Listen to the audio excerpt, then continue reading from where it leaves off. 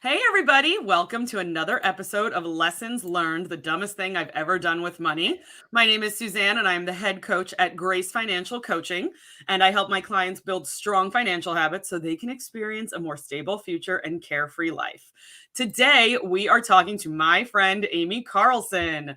Aimee is helping high performing women get in the best health of their life by removing those hidden toxins that can cause pain, brain fog, fatigue, weight gain. Is this sounding familiar, ladies? These things we're not even aware that they're affecting us, right? We're going through life like this. Aimee is a certified toxicity and detox specialist, author, podcast host. I've been on Aimee's podcast before. She's been featured on numerous other podcasts. She's an expert speaker on countless health and wellness summits and has produced 4 of her own summits. So Aimee, I'm so happy to get you on here. Oh, Suzanne, I'm excited to be here. And boy, we had a little bit of a crisis trying to get me on the show too. So it's like my time is just crazy right now, but I'm so blessed and honored to be a part of this because this is so important for people to understand your finances. It's so important for us as women to take a role in the financial health of our marriages and our life. And I'm so glad you do what you do because it's making such a huge difference. And I love that I love it. It's grace, it's Christ centered. And I'm just happy to be a part of this conversation. Awesome. Well, before we jump into Aimee's mistakes with money, Aimee, tell us a little bit more about what you do. Sure. So I'm a certified toxicity and detox specialist. And we know that toxins are the number one cause of all disease and inflammation in the body. And when I was going through my own story of overcoming chronic disease, I didn't know this. I was living that oblivious life. I was following what the doctors told me to do, even though I wasn't getting any results. And I was just hopping from one doctor to the next, being, pushed off to the next specialist, given a prescription, sometimes even being told, this might be in your head. And it's like, pretty certain this is pretty real that's happening to my body. But as I started to get into that journey of learning about my body and how it actually works and what I could do to repair the body, because we can, just like switches can be turned on. It's called epigenetics in our body. We need a trigger, and that's toxins that trigger the genes to express themselves. That's how we get the chronic disease. We can absolutely turn them off, and that is great news for the world, to understand that we have that choice. We just have to be willing to do what it takes. When I learned about the hidden toxins inside of our home, I grew up in the automotive industry for 30 years. I was an automotive mechanic. I owned automotive facilities, 5 of them in the state of Iowa, highly regulated, 2 government bodies, watching over us. And I found that the products we as moms, we as women are using every single day inside of our home are not regulated in the least. 86,000 chemicals used out in production today, and there is not one study done on their safety. Not one. Not one. So I knew I needed to become a voice and I needed to get this information out loud and clear. And that's why I started the podcast. I wrote the book and ta-da, I do what I do. Yeah. And if anybody's watching, people are watching this live right now. But if anybody's watching the replay, if you look at the thumbnail, the picture of Aimee in her toxic suit, but oh my gosh, I just love that picture. I remember when that came out last year. It was just the perfect summation of what you are doing in a physical sense. It's such it can be such a heavy topic, just like, money is a very heavy topic, but the dumbest thing I ever did, let's make light of it. Let's have fun with this, right? We have to do that so that we can take action, because if we're always serious and overwhelmed, then we're frozen. I don't care if it's our health or our money. We have to learn to take those little steps. Yes, and that's going to apply in both worlds. Exactly. I know it's stuff that we don't want to talk about, right? Chronic disease, chronic pain. We think we have to suffer in silence. And it's the Yep. same thing with money. So let's get Yep. to it, Aimee. What is the dumbest thing you've ever done with money? If I could sum it up in one sentence, it would be I let love blind me to money. And let me extrapolate on that. So, my first marriage, I made all the mistakes.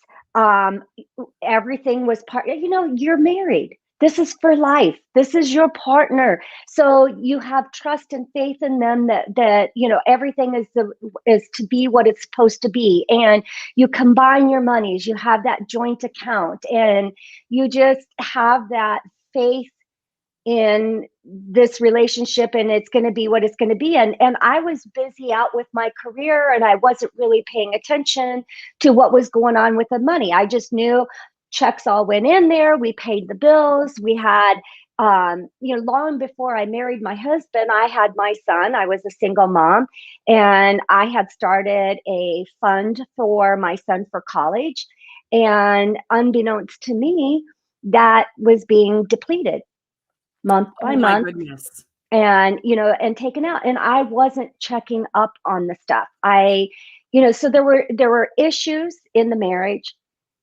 that went well beyond finances, but I'm Sure. going to keep it at finances right now.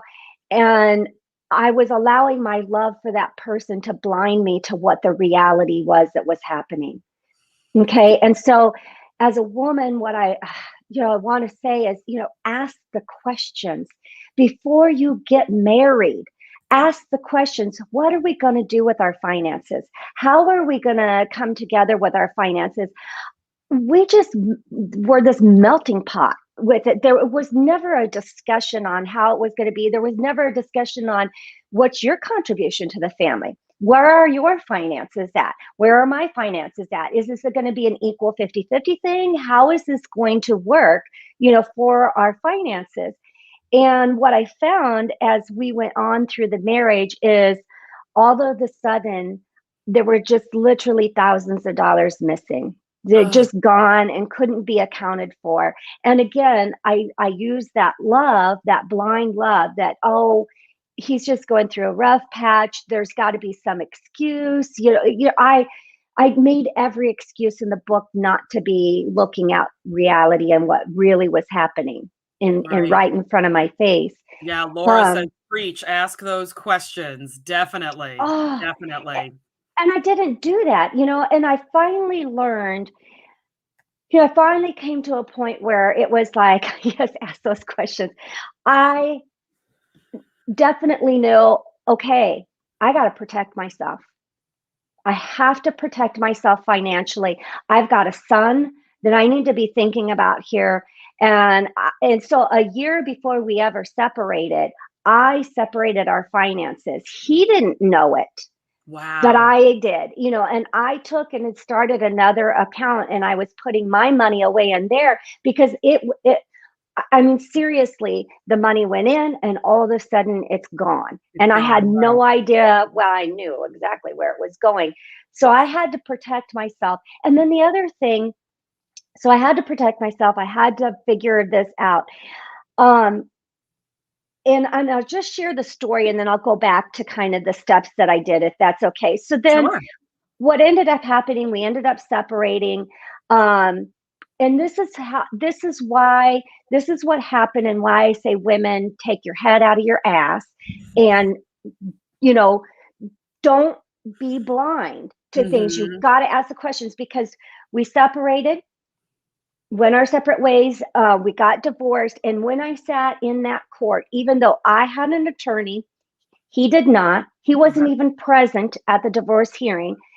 Everything was, split 50-50. And even though there were things that were given to him for a financial responsibility, there are things given to me for a financial responsibility, that the creditors and who we owed money to come after who they can get a hold of. Does not Yeah. matter what is written on that judgment of divorce. And I'd say, this isn't my debt. See, here's my papers. And they're like, doesn't matter. We can't get a hold of them. Your name's on it. You're responsible. And so what ended up happening to me is I was completely financially devastated in Oh, that divorce. completely financially devastated. I lost everything. We lost our home. I lost my child's college education fund. I lost everything. I lost my credit rating. It was all gone. I had to file bankruptcy.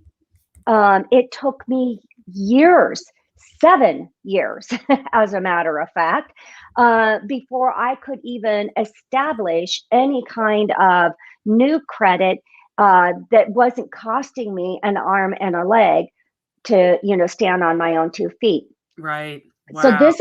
this is what I went through because I blindly trusted the person I was with, even though I had all the red flags out there. I wasn't asking the right questions and I wasn't protecting myself financially. And I was a business owner, so you would think I would know better, but sometimes us as women, we let love just kind of lead us down the wrong path.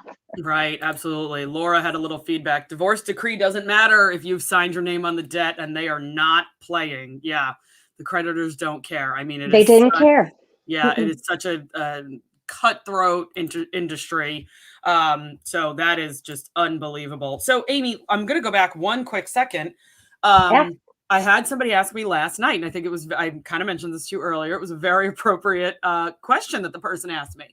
And it was a married woman, and her husband did not show up to the meeting. And she said, should we combine our finances or not? And I just said, yes. She's like, what? That's not an answer to my question. The problem is, yes, you should combine your finances. Yes, you should not combine your finances. Only if you've asked enough of the questions can I say, Right. yes, you should combine your finances. Yes, you Right. should not combine your finances if you haven't asked those questions and you haven't gotten Right. the answers that you want. Right. So yeah, I totally agree. In the beginning, had those questions been asked, right? Maybe you would have, there would have not been such issues. We would have had answers to certain questions. We would have said, we're going to keep our fund money account separate, or we're going to keep our checking account separate, or we're just going to create one joint account for the household bills. There might have been a little reservation where we could have gone from two completely separate financial worlds to a little bit closer. And then if all the questions had been answered in an amenable fashion, Right. then we could have They- combined right. everything all Well, together. and here's the thing too, Suzanne. As women, and maybe I'm categorizing things. I don't know. As myself, okay, this woman right here, I tend to make a lot of decisions emotionally. All right.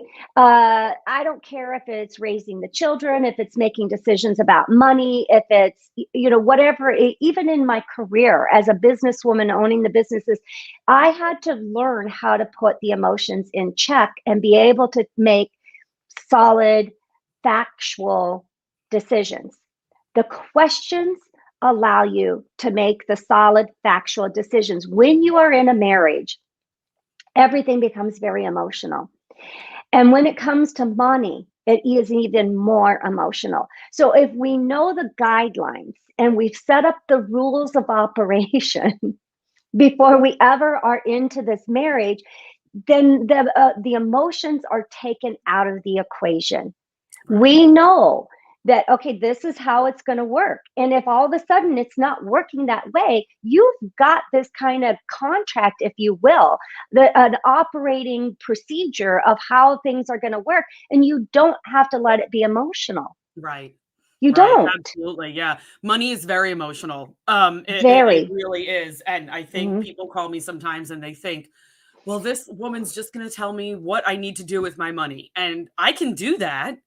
Right. But unless your emotions are either in check, or I do work with some people who actually are the opposite of what we were just Mhm. saying, where it's like, nope, this is just money. It's black and white. And that's not true either. It's a Right. combination of both. It can't just be black and white. It can't just be numbers on a page. Because if you don't have the emotion behind saving for your first home, if you don't have Yes. that desire, if you don't have that motivation, if you don't have that Mhm. dream or that goal, then that's never going to happen. Right. The black and white numbers aren't on the page aren't going to start saving themselves for your dream home. I I wish it worked that way. And I know that's very upsetting. and don't ignore. So my lessons there were not asking the right questions in the very beginning, Yes. not and not having the game plan. Have the game plan. If this isn't the way that it's working, then what? No, what are the steps going to be? So that's key there. And then number two is, as women, this woman here, trust your gut. If your gut's telling you one thing and your eyes are, trust that. Don't. Sometimes we have to ignore this pitter patter here, and the eyes are seeing one thing, and the gut's going, and the heart saying, oh, but. But we can fix it, right? Oh, we can make it better if we just love a little more, if we just give a little more grace, if we just, if we shouldn't Yes. have to be that way. Yes. So, Aimee, what would you do differently if you could go back in time? Number one is, again, I would ask the right questions. So I did get married a second time, and I did ask the questions. I Great. I did. Yes. Oh, you better believe I did, because I was not going to go through that financial devastation again. It taught me many lessons. Number one, it taught me, first of all, don't overextend yourself in debt. If you don't have the cash to pay for it, chances are you don't really need it. Chances are you don't really need it. We live in this world of debt. When you go to buy a car, for instance, what do they talk to you about? They don't talk to you about the overall price of the car. They say, what can you afford monthly? Right. Here's the price of the car per month. Yeah. I'm like, don't talk to me in those terms. Yeah. Well, no, seriously. If you talk to me in those terms again, I'm going to turn around and walk away. And my husband, I'm always the negotiator when it comes to purchasing cars. My husband will go, seriously, dude, you better straighten it up, or we are walking out here. It's like, talk to me in overall price. Do not talk to me about what I can afford monthly. So, stop living on debt. Yes. Start planning for the major purchases that you want to make. So have the questions asked. And the questions are, what are you bringing in? What am I bringing in? How are we going to take these apart? We've got the combined home that we're taking care of. So whether that's a mortgage and everything it needs to run the home, is there insurances that we need to, take care of, their car payments that we need, whatever those are, how is that going to be done? Fund money, vacation money, savings money, you've got to run through that litany of questions to know, how is this going to take place? Yes. The second side of that equation is, okay, you've set this process up. Here's your operating procedure for your home. What do you do when it's not operating that way? No. What's your game plan? Have that game plan. We don't sail out on a sailboat and not know where the heck we're going. We don't take off on a trip and not know where we're going. Right. And even the Bible tells us you're a fool if you start to build a tower and you haven't counted the cost to build the tower, because you're going to be starting with the bottom of the tower and the tower's never going to be finished. So. Right. So know what's the game plan going to be if that doesn't happen. Right. What happens? Where do you go? I don't even know if you need the game plan so much immediately. You need to have the ability to sit down with your spouse and talk. Well, that's then the thing. Figure out the game plan, right. and you need to remove that stigma that continues to be around money that we just can't seem to break off as Americans for some reason. Yep. Well, and that was going to be my step one. It might be just to sit down and have a question, a conversation, non-emotional, guys. It's so important to have these conversations and it cannot have heightened emotions. It cannot be in a fight state. If that's what's happening, you need to table it, walk away, and come back. Yes, absolutely. If that's the next day, and you have to be okay with that. You have to say, okay, listen, we're not getting anywhere, because when we're emotional, you're not hearing the other person. You're not hearing them, they're not hearing you, and so you might as well give it up right then and there. You have to be able to sit down and have these conversations and hear the other person. Yeah, Adrian says, amen. If you can't talk, you won't succeed. Place the problem on the table and work on it together. So Absolutely. true. So And true. that's the first step. And then if you're doing that and you're having the conversation, now I'm not a marriage counselor, all right? I'm just telling you what has worked for me. I've been in a bad marriage, I've been in a good marriage, right? So what works is in the beginning of my second marriage, we didn't have those non-emotional talks. Let me share a funny story with you, because in the beginning, I was single for 10 years. My husband had been single for 20 years when we got married, my current husband today. So coming together, fiercely independent people, little hard. I'm not gonna lie. And early in our marriage, we were having a fight over money, and how the money was happening, and who was handling the money and all that stuff. It was just a big, you got two controllers trying to control. And he grabbed a bag, he packed that bag, and he said, "I'm out. I don't need this." Okay, we've been married like less than 6 months, and so I'm sitting in our little den, and I'm watching this, and I'm like, I think he's leaving me. I'm like, huh. And I hear the door open and close, and I hear the garage door go up, and I'm like, he's really leaving. And then all of a sudden, I hear the door slam again, and I hear him stomp it up the stairs, and he walks by, and he's like, my car's in the shop. No way. And I share this story because we had those escalated fights about money, and God intervened. Had his car been there, might be a whole different story than what we've got today. That crossed my mind. But the other thing that just crossed my mind is, imagine being in that state of mind, trying to have a discussion about money to the point where you forget your car's not in the driveway. Like, how emotional that must have been. Like, the 110% of emotions were out there, and we're talking about money. It's like the exact opposite of what we've been trying to say not to do, right? But you forget your car's in the shop. Yeah. That's how heated you are right now. I love it.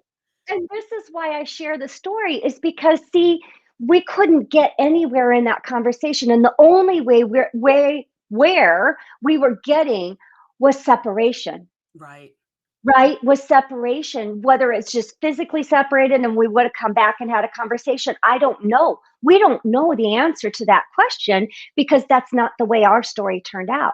Right. But I share it because in the beginning, we weren't able to have those calm, rational decisions, but we had to work at it and say, okay. And we had to both be okay with, I can't have this conversation right now.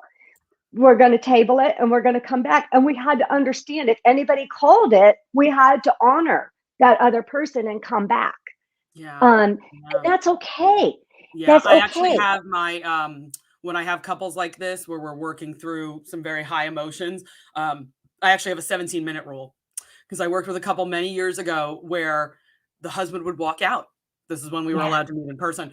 The husband would walk out. He'd walk out. And I started to notice it was at like somewhere between the 15 and 20-minute mark. Right. And somewhere, I literally created a plan for couples who have trouble talking about this stuff, called the 17-minute budget committee meeting. Yep. I don't care where you're at. We're stopping at 17 minutes. You could be ready to to come down to blows, and we're stopping at 17 minutes. You could be like, wow, this isn't as bad as I thought. But nope, we got to 17 minutes. We're done. We're going to go do something else, and we're going to come back to it tomorrow, because it prevents, for some reason, it was the 17-minute mark. So it prevents that boiling over to the point where someone walks out of a meeting that they are paying to attend, which is unbelievable, right? Right. Well, and so, okay. So you have the conversations, and I love your 17-minute rule. And along with that 17-minute rule, what I would say, I don't care if it's money, if it's children, if it's sex, whatever the conversation is that you guys are having, don't let that be your only conversation. So if you got the 17-minute rule and it's off the table, stop talking about it. move Mhm. on to another topic, because you guys are so much more than that one little piece and part of you. Yes, Don't definitely. make that your major, focus. So we're having conversations. Did it help? Did it not help? Right? I mean, that's an easy enough, okay, we were off task. We came to an agreement and we're back on the table. Things are working out and we're moving on and things are good. Awesome. Option number B is we've talked it out. We've said that this is going to be our course of correction, yet only one of us is making the course of correction, right? Now you have to have, another conversation, and you need to know where those steps are. And I don't want to keep going with that conversation because, that's not for me to be making those decisions for you. But Right. what I can say, being in that situation, if there's not course correction happening on both parts, you got to take a long, hard look at what's happening for yourself. And you have to protect yourself emotionally, physically, spiritually, financially.